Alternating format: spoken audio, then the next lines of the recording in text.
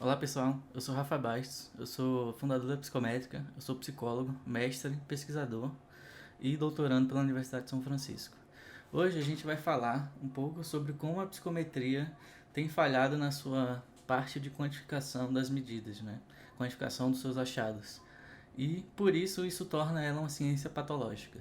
Claro que eu não vou usar daqui de exagero, não vou ficar usando coisa para trazer esse clickbait, né, que o pessoal chama, e eu vou trazer coisas de história, ciência e teoria da medida para corroborar esses fatos, tá? Então senta aí, toma seu cafezinho e vamos pro vídeo.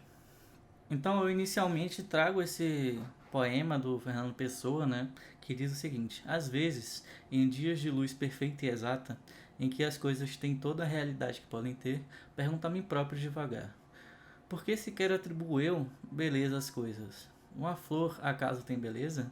Tem beleza acaso um fruto? Não. Tem cor e forma, e existência apenas. A beleza é o nome de qualquer coisa que não existe, que eu dou a coisas em troca do agrado que me dão. Não significa nada. Então por que digo eu das coisas? São belas? Sim, mesmo assim que vivo só de viver, invisíveis, vem ter comigo as mentiras dos homens perante as coisas que simplesmente existem. Que difícil ser próprio e não ver senão o visível. Então eu achei muito pertinente trazer esse poema do Fernando Pessoa, principalmente por questões que vamos trazer aqui sobre essa parte de não, tem cor e forma e existência apenas. Então, é possível medir a beleza de um fruto? Então, a gente vai trazer um pouco dessa parte quantitativa para essa discussão hoje. Então, esse vídeo vai se basear muito nos trabalhos do Joel Mitchell, que é da Universidade de Sydney, principalmente seu livro Uma Introdução à Lógica da Mensuração Psicológica. Eu vou botar referência no final do vídeo. Bom, a patologia da psicometria começa muito antes da área do conhecimento existir, né? Tudo começou lá com Pitágoras, que afirmou que todas as coisas são feitas de números. Isso é uma suposição muito forte, né? Falar que a estrutura fundamental de todos os processos da natureza são quantitativos. Em Timaeus, Platão continua falando a mesma coisa, né? Ao dizer que todas as coisas são compostas de 4 elementos básicos, né? Terra, fogo, ar e água, que por sua vez são formados por poliedros. Aí ele continua essa lógica, né? Afirmando que poliedros são feitos de triângulos e esses triângulos são redutíveis a linhas e ângulos, e essas linhas e ângulos são redutíveis a números, basicamente. Só que temos alguém para discordar dessa coisa toda, né? De reduzir tudo a quantidades, né? Aristóteles reconhecia que existem quantidades, né? Números, tamanhos, áreas, enfim. Mas também existiam as qualidades, né? Essas qualidades não são quantitativas e dizem respeito às coisas como cores, né? Aromas, enfim. Essa distinção ele falou que era algo observável, né? Onde as propriedades que fossem quantitativas possuiriam uma estrutura chamada de aditiva. Foco aqui nessa parte, né? Uma estrutura chamada de aditiva. Isso vai ser importante ao longo do vídeo, né? Enquanto qualidades não possuíam tal estrutura, né? Assim ele desenvolveu essa parte de física qualitativa. Claro que continuou essa briga entre quem falava que tudo era quantitativo, quem falava que nem tudo é quantitativo. E tempos depois o próprio Galileu entrou para o time de Pitágoras e Platão, né? Ele falou: o livro da natureza é escrito em linguagem matemática, e as letras são triângulos, círculos e outras figuras geométricas. Sem tais, significa que é humanamente impossível compreender uma única palavra. Então você consegue ver aqui a marca dessa fala até os dias de hoje, né? As pessoas continuam afirmando que tudo pode ser expresso em termos matemáticos, né? Claro que se enumerar tudo, você associa isso à matemática. Mas o que está por trás desse pensamento é falar que tudo na vida é mensurável quantitativamente. Então, com todo o sucesso de Galileu, grandes contemporâneos da mesma área compartilhavam essas visões dele, né? Como Kepler, Descartes. Contudo, não foi isso que fez com que a área quantitativa vencesse, e sim o fato da física de Galileu ter dominado a ciência europeia. Isso é muito importante, né? Essa dominação da ciência europeia tirou em foco a física de Aristóteles para colocar a física do Galileu. Com todo esse sucesso, né, de novo, então Galileu deu luz a esse imperativo quantitativo, que é o termo que o Joel Mitchell fala, e eu acho que o próprio Galileu fala também, que é falar que tudo, tudo é mensurável, tudo são quantidades, né? Com o advento dos trabalhos de Newton, por exemplo, houve um fortalecimento das visões quantitativas de Galileu. Então temos cada vez mais filósofos que defendem essa forma de pensar. Por exemplo, Kant escreveu que uma doutrina da natureza conterá apenas tanta ciência propriamente dita quanto houver matemática aplicada nela. Então dá para ver aqui o berço do pensamento de toda ciência, que toda ciência deve ser quantitativa. Foi apenas no século XIX que Lord Kelvin, né, que foi um físico muito importante, né, expressou esses pensamentos de forma mais concreta. E ele dizia o seguinte: eu frequentemente digo que quando você pode mensurar o que você está falando sobre e expressar isso em números, você sabe algo sobre isso. Mas quando você não pode medi-lo, quando não pode expressar em números, seu conhecimento é de um tipo escasso e insatisfatório. Pode ser um início de um conhecimento, né? Mas você mal avançou em seus pensamentos para o estágio de ciência, seja qual for o assunto. Então essa fala virou a nova favorita do movimento quantitativo. Se você for ver, Pearson, né, um dos queridos da psicologia, usava essa fala em 1978. E como várias áreas que queriam se dizer científicas por conta do pensamento quantitativo, a psicologia não foi diferente. Foi aí que a psicologia entrou em toda essa guerra aí, né? Lá quando a psicologia emergiu, em 1860, com Fechner, ele foi influenciado pelo pensamento da época sobre a natureza da ciência. O Fechner foi um físico que depois se interessou por questões psicológicas, como intensidade de sensações. Mas, apesar disso, ele não foi a primeira pessoa a medir variáveis psicológicas, talvez fosse Nicole Horsman, né, do século XIV, de acordo com John Mitchell, né? Mas ele, o Fechner, propôs métodos de mensuração. Bom, o pensamento quantitativo continuava nos progenitores da psicologia, né? Nesse ramo da psicologia, pelo menos, né, existiam outros ramos da psicologia. Por exemplo, o eugenista Francis Galton, que fez muitos estudos em psicologia, que ficava falando de inteligência e tudo mais, ele escreveu o quê? Enquanto os fenômenos de qualquer ramo do conhecimento não forem submetidos à mensuração e ao número, ela não pode assumir o status de dignidade de uma ciência. Olha só que forte, uma dignidade de uma ciência.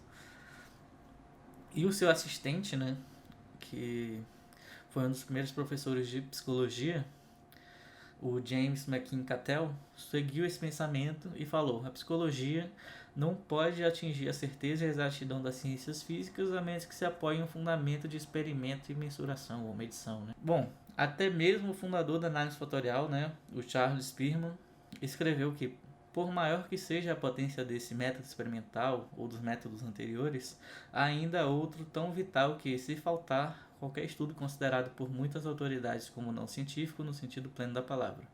Esse método adicional e crucial é o da mensuração. Então, para ele, a mensuração era algo crucial para a ciência, não só para ele, né, mas como todas as pessoas dessa época.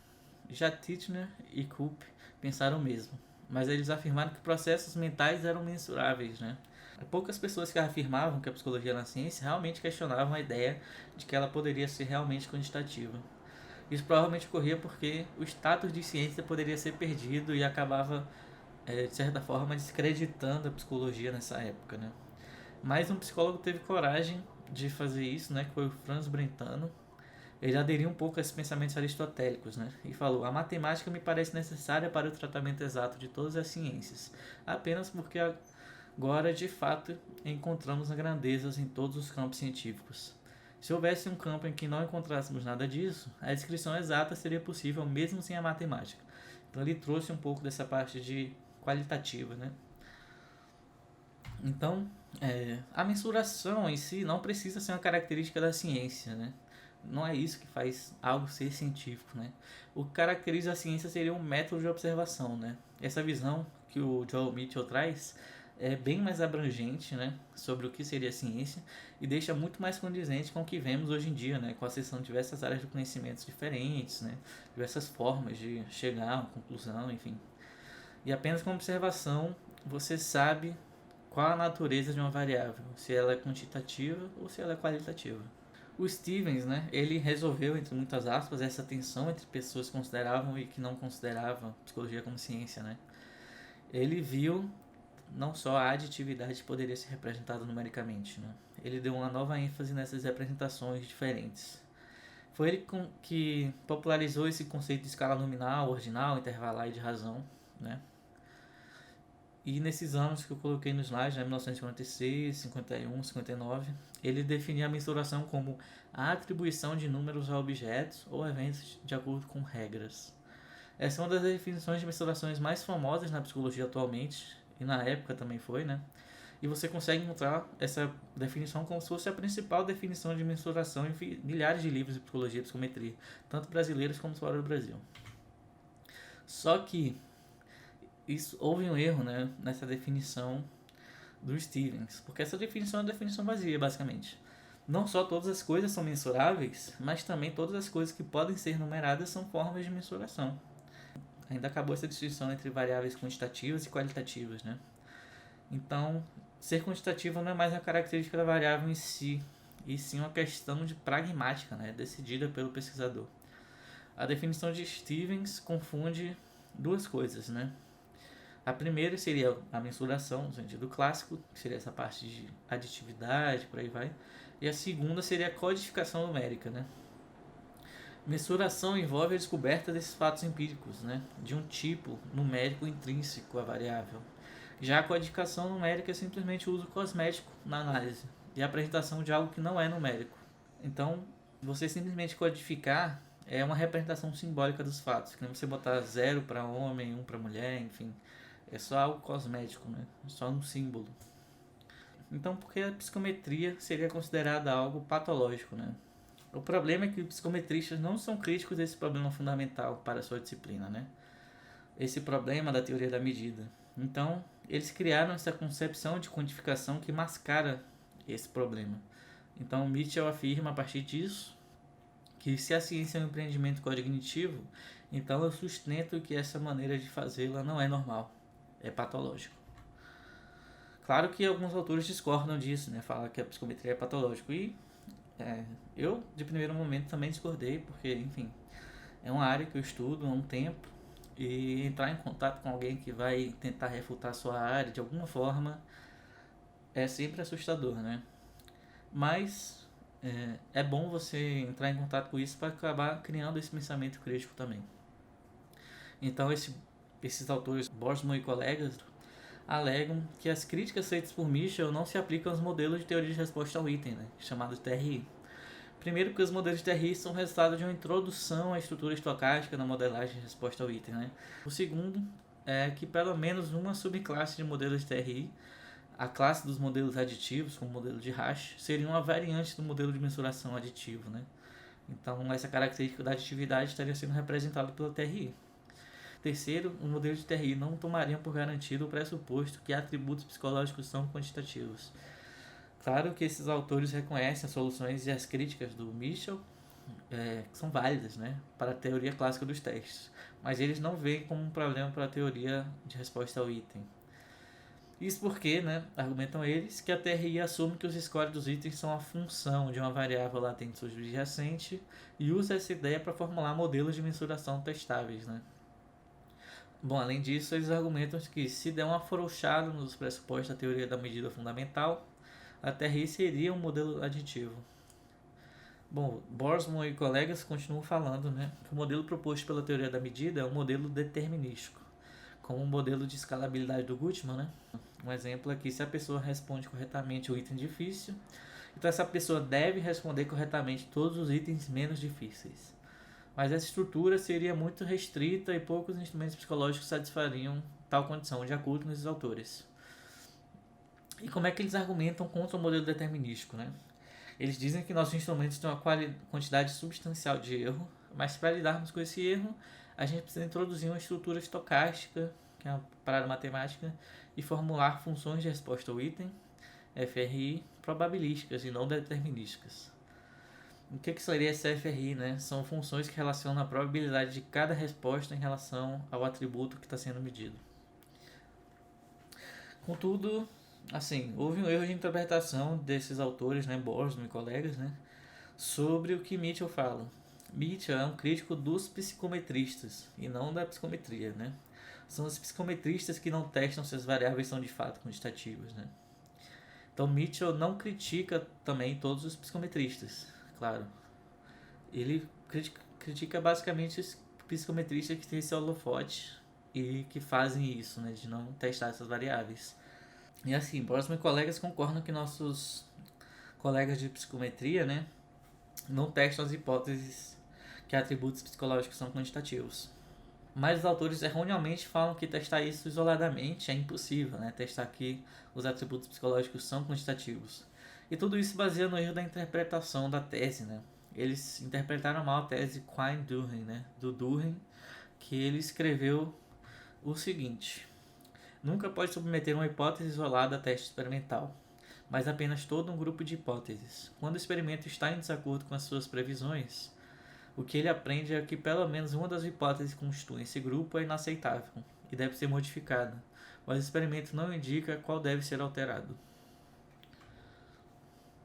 Então, Durkheim, ele pensou que as hipóteses não podiam ser testadas isoladamente, né?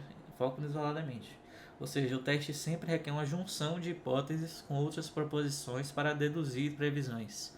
Sendo assim, o autor o qual Boltzmann e colegas se baseiam não quis dizer que as hipóteses não poderiam ser testadas isoladamente, no sentido de que um teste experimental nunca pode ser apenas de uma única hipótese. Durkheim observou que um cientista pode identificar a causa de previsões fracassadas, como residindo em uma proposição que deseja refutar, mas tem certeza de que não está em outra posição? Se for outra proposição, né, ele aceita implicitamente a exatidão de todas as outras proposições que usou, e a validade de sua conclusão é tão grande quanto a validade de sua confiança. Então, Mitchell acaba afirmando o seguinte também: isso é, um experimento feito por conta própria é ensinamento com um experimento combinado com crenças básicas. Né? Ele está fazendo um resumo do Quine-Durham. Né? As hipóteses só são testáveis à luz de coisas já consideradas verdadeiras. Caso contrário, nada poderia ser testado por meio dos dados, porque os dados, como as crenças relevantes de fundo, devem ser considerados verdadeiros para que um teste prossiga. E os dados são tão falíveis quanto essas crenças. Então, né, para refutar a tese de Mitchell, é necessário mostrar que os psicometristas, ao testar esses modelos de TRI, eles estão preparados para rejeitar as hipóteses de que os atributos psicológicos são quantitativos e também estarem preparados para rejeitar qualquer outra hipótese implícita desses modelos. Uma maneira de avaliar isso seria observar interpretações que os psicometristas oferecem quando seus modelos falham, né? Mas a gente pode ver que quando os modelos falham em TRI, nunca se discute sobre se aquela variável realmente é quantitativa ou não. As pessoas que usam TRI, né, focam nas pessoas, não apenas falham em considerar se seus atributos são quantitativos, mas também mascaram essa falha por recusar listar todas as hipóteses que estão envolvidas como uma suposição. Né? Então ele está supondo que as coisas funcionam de uma maneira. Então essas pessoas assumem que os atributos aos quais aplicam seus modelos são quantitativos. Presumem isso silenciosamente. Né? Eles selecionam um conjunto de itens que produzem dados ajustados para os seus modelos, considerando isso suficiente para reivindicar características de mensuração. Vale lembrar que os dados podem ajustar o modelo mesmo quando não há nenhum atributo quantitativo subjacente, né, por baixo dos panos. Né? Então, o pressuposto crucial de muitos modelos pode ter tido como verdadeiro, sendo ele falso, o que é um grande problema. Bom, os psicometristas tradicionais querem ser capazes de promover testes psicológicos como instrumentos de mensuração. Isso é algo que o Mitchell defende, né? Que há algo por trás disso para ter toda essa defesa aos modelos psicométricos atuais e a forma que eles são defendidos, basicamente. Portanto, modelos probabilísticos são preferidos por eles, né? Pelos psicometristas em geral. É totalmente ingênuo pensar que só porque o modelo é probabilístico quer dizer que ele é superior às suas alternativas determinísticas, né? Que nem o Boltzmann falou da escala de Gutmann. Sim, falam que um grande problema é que ele é um modelo muito restritivo, mas o fato é que qualquer dado que se encaixe no modelo probabilístico de TRI se ajustará ao modelo determinístico, menos talvez em modelos multidimensionais. Bom, além disso, Mitchell aponta uma coisa crucial. Né? Os modelos probabilísticos possuem a probabilidade de ter uma resposta correta ou incorreta baseada na habilidade da pessoa e no erro associado. Mas, se esse modelo for verdadeiro, essa distribuição do erro reflete também a estrutura quantitativa do atributo. A gente vê, por exemplo, né, que o erro aleatório, ou esse erro associado, ele é desenhado em cada análise de alguma forma, como usando os modelos de ogiva normal. Né? Então, você supõe que o erro segue um formato de uma distribuição, enfim. Contudo, se a habilidade ou o traço latente não for quantitativo, essa forma do erro que você está supondo apenas projeta a imagem de uma fictícia variável quantitativa. Né? Sendo assim, Mitchell conclui o seguinte: aqui, como em outros lugares, os psicometristas obtêm o que mais desejam, medidas daquilo que menos sabem, a forma do erro, ao presumir que já o conhece. Bom, isso tudo é muito duro de se ouvir, né? Principalmente trabalhando com psicometria. Mas como que a gente vai seguir em frente? Bom, depois de toda essa confusão, a gente ainda não definiu o que faz algo ser quantitativo, né? O que faz uma quantidade. O que distingue uma variável quantitativa de uma não quantitativa? Bom, para ser quantitativa, a variável deve ser ordenada e aditiva. Então deve possuir essas duas propriedades. Mas vamos por partes, né? Primeiro a gente tem que definir várias coisas antes. O que seria então uma variável, né? De forma geral, é qualquer coisa relativa a qual os objetos podem variar. Então, é algo que varia basicamente, né? O tamanho, por exemplo, é uma variável, dado que diferentes objetos possuem diferentes tamanhos. Então, eu tenho um tamanho, meu microfone aqui tem outro tamanho, enfim.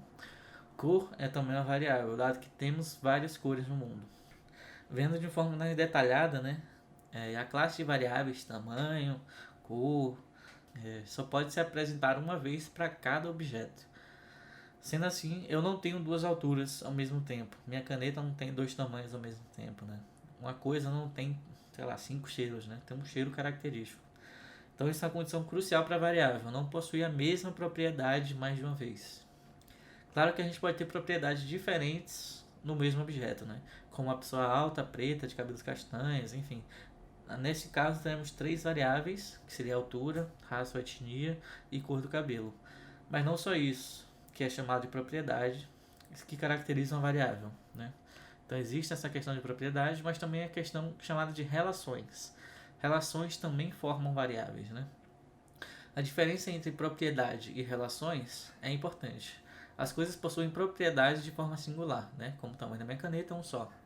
Já relações envolvem uma pluralidade de coisas. Por exemplo, se minha caneta estiver em cima da mesa, então a situação envolve tanto a caneta como a mesa, né? Outro exemplo seria a velocidade, né? A velocidade de um carro em relação a uma moto. É algo que envolve o carro e a moto. Claro que a velocidade do carro em relação à moto é só uma. Mas também podemos ter a velocidade do carro em relação a um caminhão. Isso não significa que o carro tem duas velocidades, né? Ou mais de uma velocidade ao mesmo tempo. Ele só tem uma velocidade, mas há também essa relação, né? Entre o carro, a moto e o caminhão. Outro conceito importante é o conceito de valor, né? As propriedades e relações que constituem a variável podem ser chamadas de valores dessa variável. Por exemplo, 6 metros de tamanho é o valor da variável tamanho, o 6, né? Ser mulher é o valor da variável gênero, e por aí vai.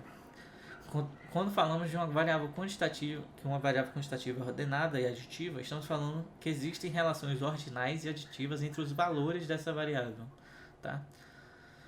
Mas o que constitui, o que faz uma variável ser ordenada? Bem, o jeito simples é pensar que 6 metros é maior que 2 metros. Podemos pensar também em escolaridade, né?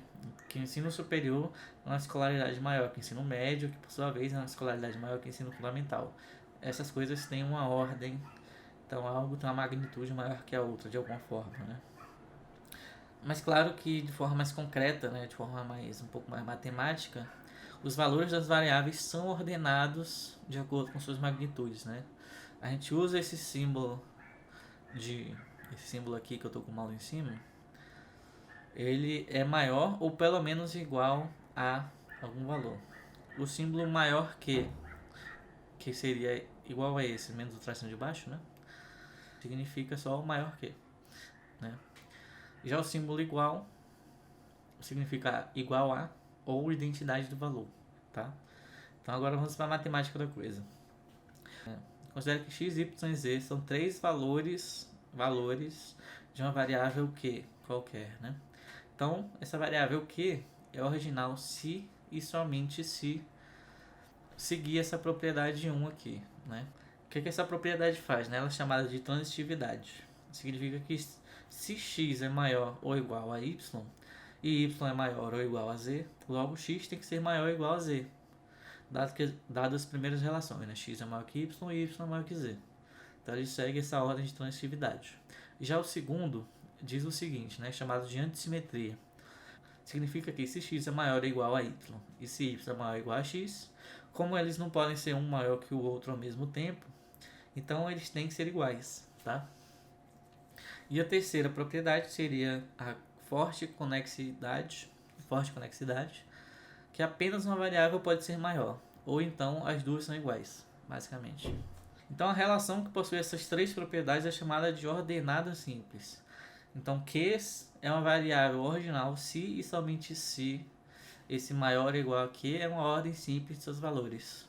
Todas as variáveis quantitativas são ordenadas por meio desse símbolo, mas nem toda variável ordinal é quantitativa, né? Para isso é necessário ter uma aditividade.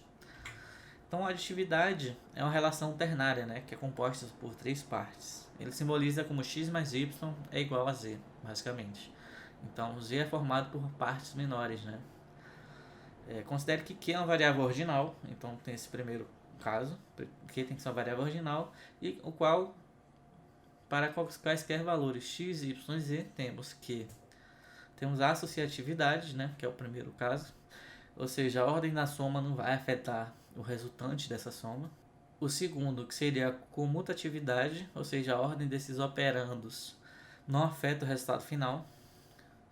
O terceiro seria a monotonicidade, né? Se somarmos o mesmo valor dos dois lados, em x e em y, a ordem deles continua no mesmo sentido, né? Sendo x maior que y nesse caso.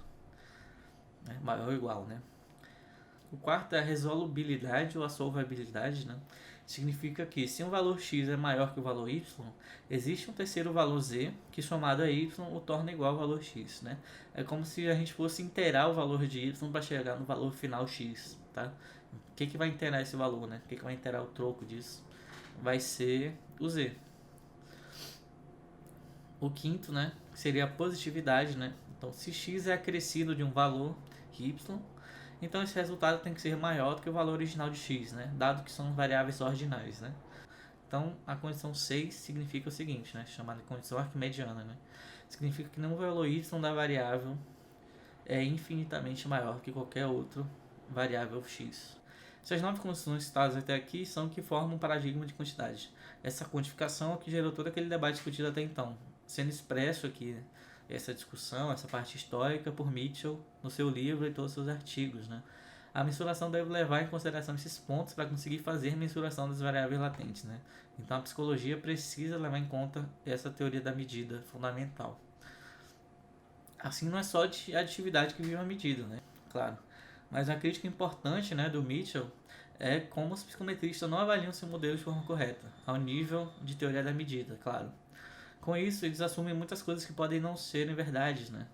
É necessário testar ou teorizar sobre as medidas criadas. Se os psicometristas realmente avaliassem o nível de mensuração das variáveis, isso resolveria o problema da psicometria ser patológica, né? Mas não podemos ficar assumindo as coisas que podem ser testáveis, ou pelo menos coisas que podem ser teorizadas de forma mais concreta, né? Bom, essas são as referências, né? E por meio desse conteúdo você pode ter uma boa ideia de como ter um pensamento mais crítico sobre a psicometria, né? Nem tudo são flores, né? E saber o que significa, o que é quantificação, né? Falei para você algumas condições cruciais para fazer tais pesquisas, mas isso aqui não se esgota nesse vídeo, claro, né? Se vocês curtiram o conteúdo, segue a nossa página do YouTube, o Instagram e assina a nossa newsletter gratuita para ter acesso aos conteúdos exclusivos. E vamos melhorar a ciência psicológica.